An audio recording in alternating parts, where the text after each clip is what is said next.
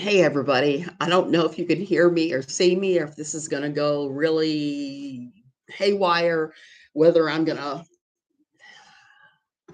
do the robot voice thing and disappear. We've had some interesting times here with the internet the last couple of days. And in the recovery from COVID, I haven't felt much like coming on here. I haven't felt like putting on lipstick, much less putting on clothing. We're better. We're way better, but we still have a little ways to go. The fatigue won't lift and the muscle pains won't lift. But other than that, we're fine and dandy, which is why I'm here talking yet again about some really stupid stuff. I swear, sometimes I think my interests are the most petty things on the planet sometimes. And today is one of those sometimes. Okay, so a couple days ago, it came out that, hey, T King, oh, hey, Java Man, I think she would probably put her iPhone on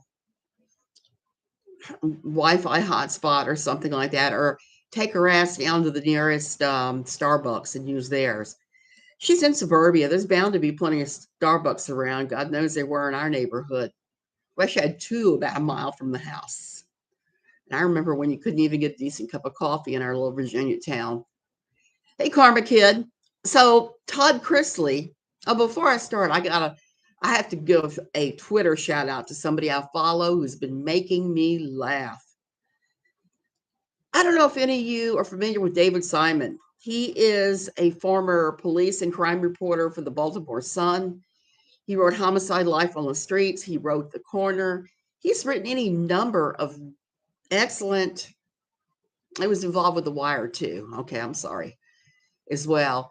He has written some excellent television shows, some excellent books, excellent articles. Hey, Big Mama. I follow him on Twitter. There aren't many people that I follow on Twitter that I look up to. I look up to him. He is the definition of a real journalist, unlike people who are claiming they're journalists for any number of reasons. So this morning I saw this. Someone said, I have followed David Simon on this hell site. Since I respect his views, even if I do not agree with them, I have never received one of his scathing, profanity-laced rebukes. He says he's leaving Twitter after the election and wonder if I could get a pro bono insult. And David Simon made me laugh because he responded with, accepting the occasional billionaire. No one seriously responds to flattery, Randy. Stop being such a scrote sniff. Best. Scrote was a word that he uses a lot. And I hate, and I think that is pretty funny.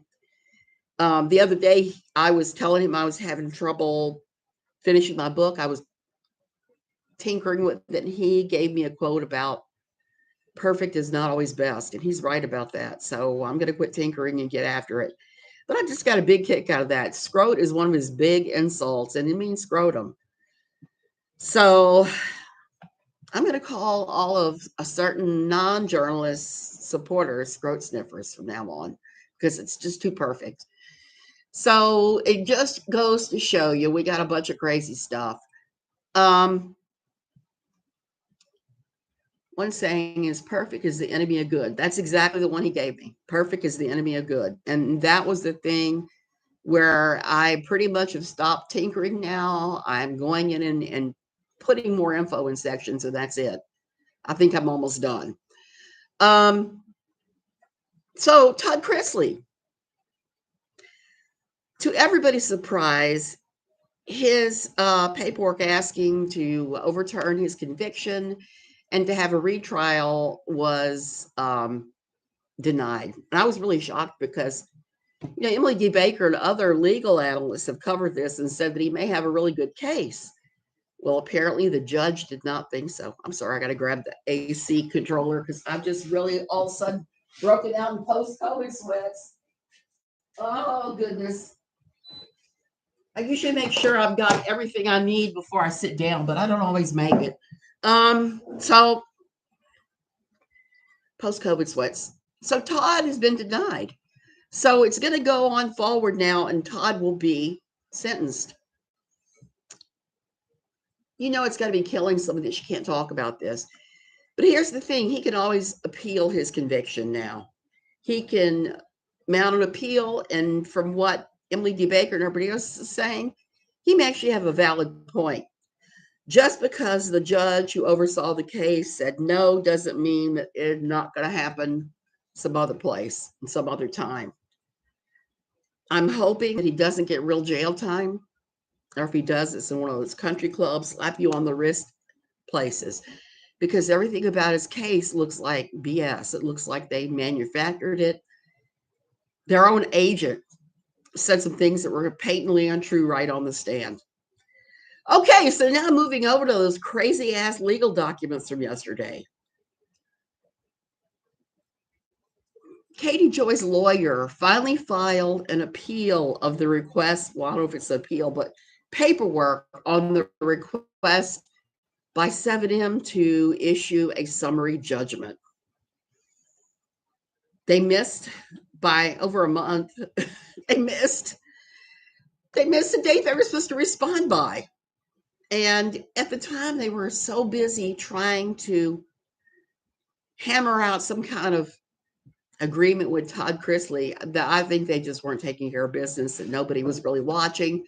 I hear people saying, but that's what paralegals are for. That's what people working in the office are for. Do you really think that Graham Crackers has like a staff of so many people looking at this stuff? I don't see it. I was talking to somebody yesterday. It's like, why on earth did she choose what seems like the worst lawyer in Minnesota? He just seems like he's not on the ball. I mean, look at the stuff he does. He sells legal documents. He sells these legal documents you can put together as do-it-yourself law, and he'll rubber stamp them and say, yes, signed by so-and-so on this day. He also does estate planning. Estate planning and defamation are two,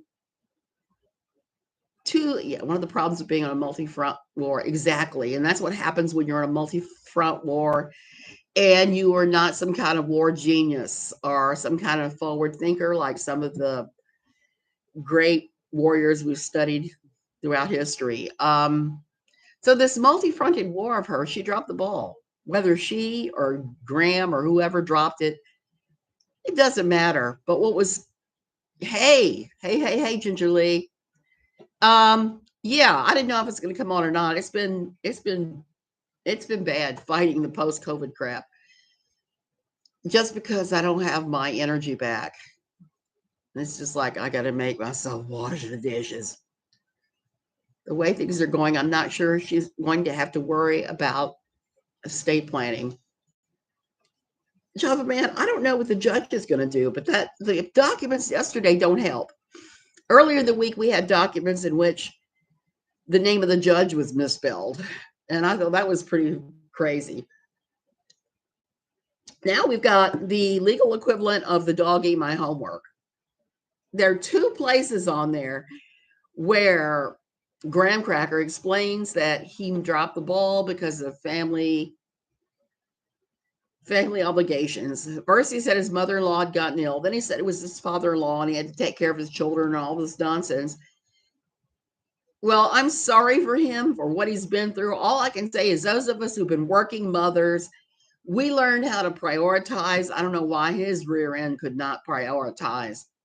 I'd have been having my entire legal pantheon on my computer and in my briefcase and would never have dropped the ball on that. I would have been working from home. Just to get the judge's name right on these documents. It looks like it. It looks very much like they got the name right, but the two explanations that don't jive at all just made me laugh. It's like, it goes back to me saying, where did she get these lawyers from? A Cracker Jack box. For the life of me, I just cannot fathom some of the things that have gone down during these trials. I mean, these lawsuits. During the Westbrook lawsuit, there was someone who had to wash their hair, wasn't there? It seems like I remember something about that, Ginger Lee. Hey, tolerating, greetings from Costa Rica to Oregon. That might have been Nat. That was very likely Nat. And various people right now are saying that Nat is back. Could be. I have not seen any evidence of that. The person they're pointing to, Nat, does not sound like Nat, so I don't think it is. And Nat is supposedly not allowed to use any kind of electronic device right now, according to the West Mercia police. So the documents that she sent are pretty stupid, yet again. And basically is the legal equivalent of the dog ate my homework. So I don't know if the judge will fall for this nonsense or not. But I will say this. They have done and said so many just absolutely wrong things that I don't see how the judge hadn't gotten angry with them. They do not want 7M to have discovery to be closed. And I can kind of see why not, because the 7M is asking only for them to come to the 7M's lawyers, view the discovery documents, not make copies, take handwritten notes, and then fly back. Which, if I was her attorneys, I would be livid, because I don't know about you, but it took me days to even think about how I felt about this stuff and read through the documents several times and pick up what I thought. Having things on paper is the preferable way. I mean, a lot of times, because you're going to refer back to it. You're going to give you time to think about it, to digest it. So what 7M is suggesting is not optimal, but I can understand why they would suggest it, because this is somebody that takes everything she discovers and uses it. And she's already saying she's working with Netflix on a documentary about 7M. Oh, your cat ate your homework. It does happen. Just not as much as I anticipate. Some of the few pages I read with these documents, it's clear that KJ wrote them. The grammar, spelling, and run-on sentences are a dead giveaway. Exactly, Ginger Lee. I almost think that she's writing all the legal documents and Graham is not looking at them more than just a cursory glance and rubber stamping them and then going on. The dog ate your math book. I used to have a dog that would chew on my shoes and my underwear, and I never liked that. I was like, nope. At least I can say the cats have never chewed on my underwear. Shoes, I have one cat that likes to beat them up, and I have to keep them way away from her, which is a pain in the butt too. So I don't know what all this spells out for KJ, except again, it makes her look bad. She looks like an amateur who's handled and hired another amateur to turn out amateur everything. Okay, and the other thing I wanted to talk about today is Lori Alexander. You may or may not know who Lori Alexander is. She's somebody I used to quote a lot for No Longer Quivering. I used to quote her blog. First, she had Always Learning was her blog. Then she moved on to The Transformed Wife from her book, The Power of the Transformed Wife. And Lori said a lot of really not so nice things through the years. A lot of stuff I don't agree with. Lori teaches a kind of submission that is total, utter, and ridiculous. It's not my favorite at all. She has said things like, if he's abusive towards you, you have to smile and take it. And she's tried to backtrack since then and say, no, call the police, get them involved. That's not what you originally said, Lori. So Lori teaches this: smile no matter what you feel like, submit no matter what you feel like. He approaches you for sex, never say no. 5 minutes in lube. And all I can say is if somebody is settling for 5 minutes in lube, they've never had the big O. They never have experienced anything even remotely like pleasure. Or they would know not to settle for 5 minutes. They would know that. So this morning, I was tooling around Reddit like our favorite celebrity entertainment journalist does. And I ran across a conversation about Lori. Now, I don't follow Lori like I used to. I used to follow her relentlessly and would make copies of what she said and then break it down according to the Bible on No Longer Quivering. So I'm pretty much out of the Lori loop. And I had decided when Lori came down with a brain tumor for a second time to leave her alone pretty much. And it was kind of funny because the minute I said, I'm probably leaving this crazy woman alone, her husband popped up and wrote my husband a screed, like a novelette thing that boiled down to control your wife. She's pissing off my wife, which really made me laugh. It's the internet. Okay, so Lori, it's been rumored for years that Ken, Lori's husband, has cheated on her. And I've never seen exact evidence of that. Never, never, never. I've always thought it was weird. A lot of times when Ken would reach out to women who oppose Lori, if they were even slightly local to him, he would be like, let's talk about this over coffee or lunch. And I would think, and people would show me copies of these conversations, and I would be like, why is he wanting to have lunch or dinner with a strange woman? If my husband was trying to do that, I would be livid. I would be having somebody's head on a plate. Toad might want to have a few words with his before she loses the house. Yeah, exactly. Hey, Aussie. So this has been a persistent rumor in people who watch Quiverful that Lori and Ken, that Ken cheated on Lori. And I've always been like, well, receipts or didn't happen, even though I think there's a possibility of it, because who asks to have coffee and or lunch with their wife's detractors? Who does that? Nobody.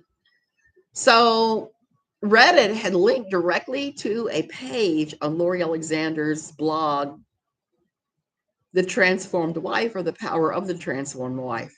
It's The Transformed Wife, but the book is The Power of the Transformed Wife, which I need to do a breakdown chapter by chapter here because it's one of the silliest books, and she just completely misses so many great points. So this was a posting from but this is the paragraph that when I saw it, I was just about falling down. That was one of the most beautiful moments in my marriage. To watch true repentance happen is wonderful. It was almost 2 years after my husband confessed his affair that I saw true repentance. Of course, he apologized to me before that and wanted our marriage to work, but there wasn't true godly repentance and sorrow about it until almost 2 years later. Until that point, it was still lots of daily work on his part, and especially mine. Now we still work at our marriage, but it isn't a struggle. It's so, and she's got all these O's, much more enjoyable and wonderful. More joyous and wonderful, not enjoyable. Oh, my word.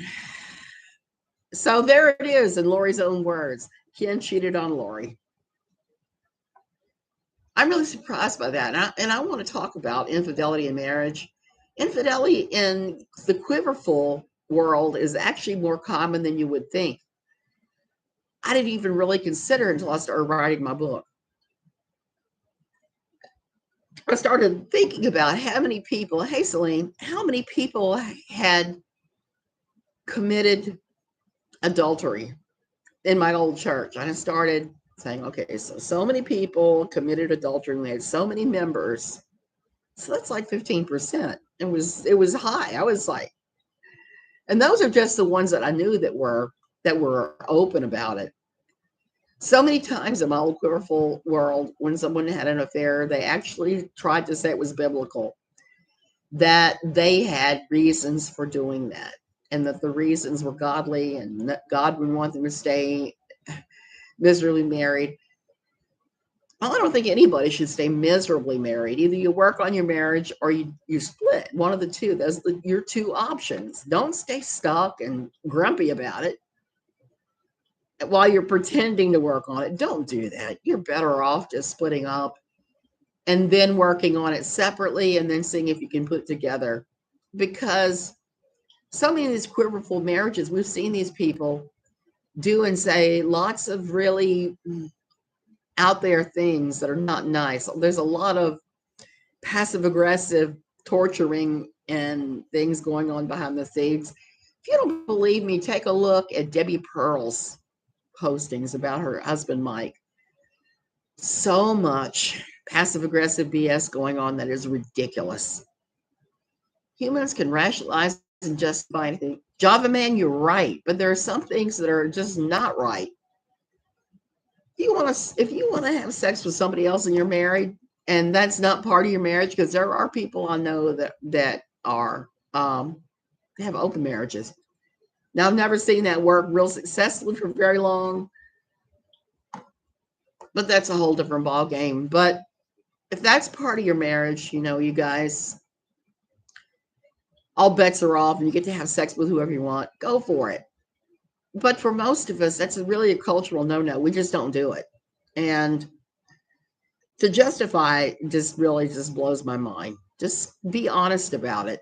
As long as my husband is taking care of me, I don't care if he sees other women. Works for you, Celine, go for it. I am quite jealous. If my husband was to start fooling with another woman, I would be having handfuls of hair, his and hers, because that's just how I am wired, and I know that about myself. And that can take some pretty. Well, now I've learned. I'm older. I just sit back and see what happens, because I married the most faithful man on the planet. I'm glad about that, because my first marriage, there was infidelity, drug use, all kinds of things going on. So I have pretty strict boundaries for some things, and that's one of them. I think that being with someone else is too hurtful. Honestly, I think so too. There are those that can do it fine, and to them, I say more power to you. I'm just not one of them. So to read that this happened in their marriage and he told her about it is pretty mind-boggling. I do know why she stayed, because if she left, she'd had to go to work. Polygamy of a man having multiple women actually makes sense, because a man shouldn't leave a woman when she gives up him her virginity. I don't think you should provide for her and stuff. It all depends. I mean, Lori Alexander obviously never wanted to work. All she could think about in college was getting married, having children, and staying home. All she could think of when she was teaching was that. And when Ken told her she could do that after she had the second baby, but they weren't going to have another baby for 5 or 6 years at least, she poked a hole in her diaphragm. Reproductive abuse. There's actually a name for that, Lori. And it's actually a crime in many places. So that's what she did. I can't have my hubby being with someone else. Neither can I, Aussie. And it's not like I haven't thought that he might be doing that occasionally. But so far, knock on wood, almost 36 years, he has not done that. Now, that's a little bit different than noticing somebody. We both do that, noticing the opposite sex. We're just hardwired to do that in our own biology. So I'm not upset about that at all. Look, but don't touch. But I am curious about what the actual infidelity rate is in Quiverful and in evangelical churches, because of my own experiences. Those were just infidelities I knew about. Those were the ones that were pretty public and out there. And anytime you have a secretive behavior, you're going to have people doing it. So how many more people there were besides the 15%, I don't know. I would probably guess just as many that were unexposed as the ones that were exposed. So probably maybe as much as 30%. Why are relationships between men and women so difficult today, especially young men and young women? Celine, I don't know. I think things have changed a great deal. I feel like an old fossil many days, because things that I took for granted have been overturned. Yeah, honestly, I definitely could not. I think I heard that a large amount of online porn is viewed from conservative states. Java man, not only are you quite right about that, Pornhub keeps statistics on these things, which I find fascinating. When they release their yearly statistics, I will usually take a gander through there and see what they're saying, because religious areas, conservative religious areas worldwide are the highest consumers of porn at Pornhub. They have statistics to back this up. It's not like pulling it out of your rear end. They also have statistics on all kinds of things. Like one that made me laugh was Game of Thrones. Whenever there was a new episode of Game of Thrones premiering, the usage on the site dropped to almost nothing. I guess there are more as many Game of Thrones fans out there as there are people who regularly view pornography. I think I heard the larger, my issue with porn is it's not authentic sexuality. Agreed, Selena. I think if you view it too young, it sets you up for unrealistic expectations in your marital life. I think it does. And when you add the hyper modesty of the quiverful movement and the evangelical Christianity to that, it goes into some really weird places because you have these young ladies who've been told, be modest, think pure thoughts, just hyper lock down your sexuality, gatekeep sex at home, the whole thing. They have to go from virginal to slutty in the bedroom, or their men will be disappointed. And that's just too much of a leap to make. And that's another thing I think that evangelical, they fail at that. They fail at how they teach sexuality and that they shame it. And they set people up for divorce when they do that because they give them unrealistic expectations. The men are thinking that the virginal, modest girl is going to suddenly turn into the porn star. Not at all. In my opinion, it's all about respecting the boundaries within your relationship. Yep. Whatever people decide that works for them, be kind, be happy, and love each other. Exactly, Ginger Lee. People know how to bond and touch softly anymore, and emotions are taken out of it, which I think piranhas influence people. I agree. You're absolutely right. I think so. I think so. And, I was thinking about this too, because Game of Thrones had a ton of sex scenes in it. I laughed the other day. I was looking at YouTube and somebody had compared the number of sex scenes between Game of Thrones and House of the Dragon, the first episodes only. Number of people that the first episodes only, number of people that died, the amount of violent actions. They compared them side by side, and I was kind of surprised to see that Game of Thrones won in sexuality, but House of the Dragon actually won in the number of violent deaths. I was really surprised by that. SNL had a funny skit where they would leave a virgin for the monster. The monster asked, "Why does your village keep sending me virgins?" Has been taken out of sex, which is why I'm so apprehensive of dating someone my age. Celine, I wouldn't no more. There'd be no more there'd be no romance or dating or anything like that for me. I would just be done with all that. Done with all of that. Honestly, I did too. I loved Game of Thrones, even the dirty bits, even the violence, even the times when I'd go like this. And there were definitely times when I had to go like that, like when Oberyn Martell got his head smushed and during the Battle of the Bastards. That was just so hard to watch. But I didn't see all the sexuality. I just love the story. Aussie, exactly. Exactly. My husband would say, "Oh my gosh, you're watching PORN." I'm like, "No, it's Game of Thrones. It's not prawn." The monster wanted more experienced women. Yep. I'm open to dating an older man as long as there are pure intentions. Celine, all I'm going to say is it's a minefield out there if you're not a super young woman, from what I'm seeing. There are so many romance scammers on Twitter and on Facebook. It just gives me pause. I wouldn't be ready. Even if my husband had been long dead, I think I would have problems with it. But that's just me. I don't have much patience for game playing. And I've learned through the years I've been married to my husband that there's something to be said for blunt honesty, because at least you know where you stand. And everything I'm seeing out there is just gives me the willies.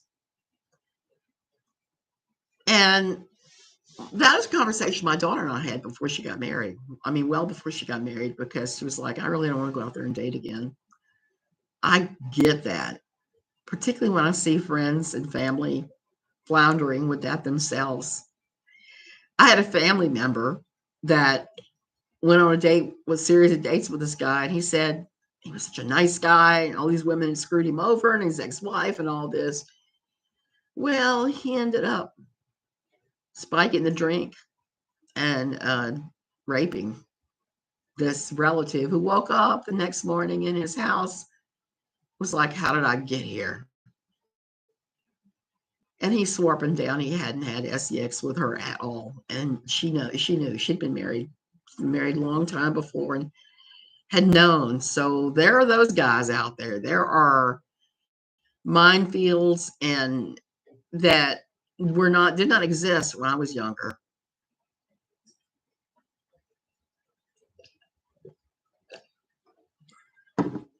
And if a young guy tries to come to you and he says he's a nice guy, and all these women have treated him bad, chances are he's an awful guy. This guy was an awful guy.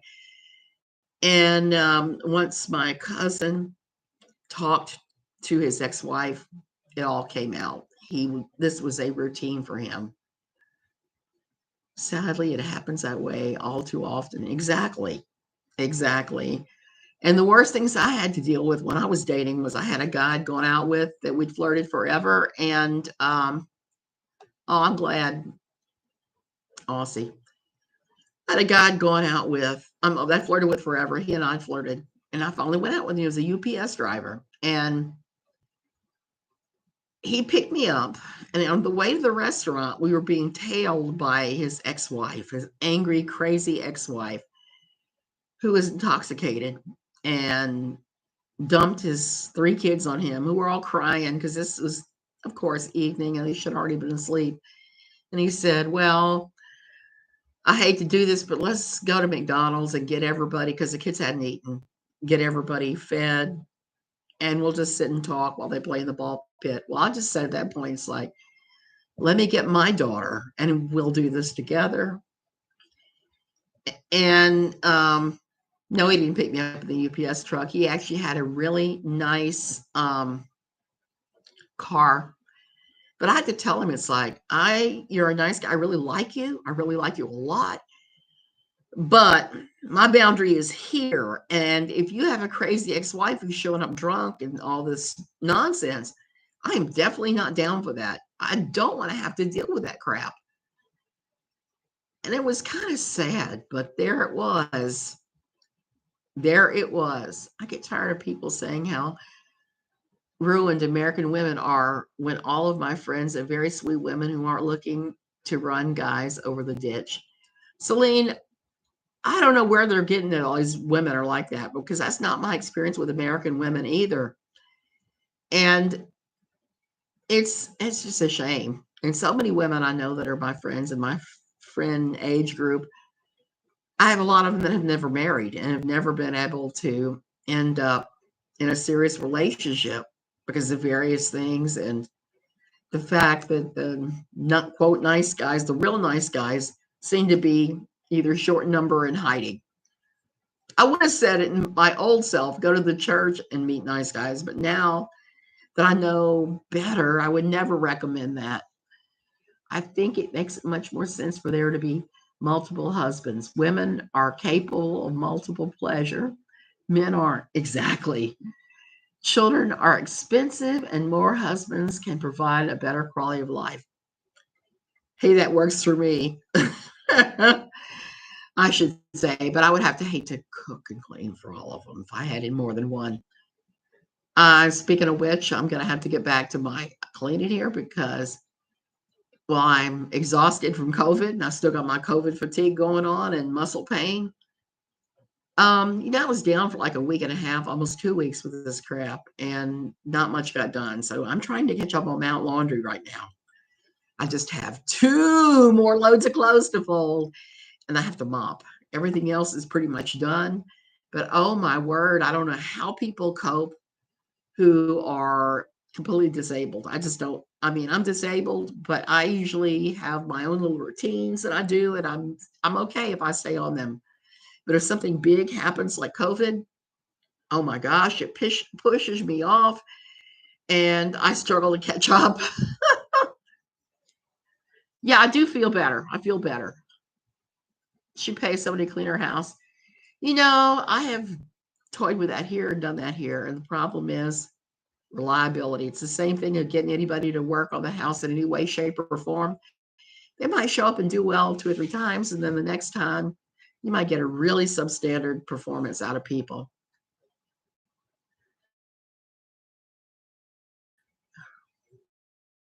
I'm sorry. Oh, so yeah, lots of love to everybody here. I'm gonna start coming back. I think I'm gonna do a Saturday morning book review of Lori Alexander's The Power of the Transformed Wife. She's written 3 books now, but the second one was just a Bible study where it was more like paragraph, question, empty pages. So I don't even bother with that one. But this one had a lot of meat to it. It was a lot of strange meat. I'm just going to throw that out there. I read it and was just like, what am I reading here? Okay, you guys, have a great weekend. I'm going to watch Love After Lockup and fold my last 2 loads of clothes. I may even cook for all I know.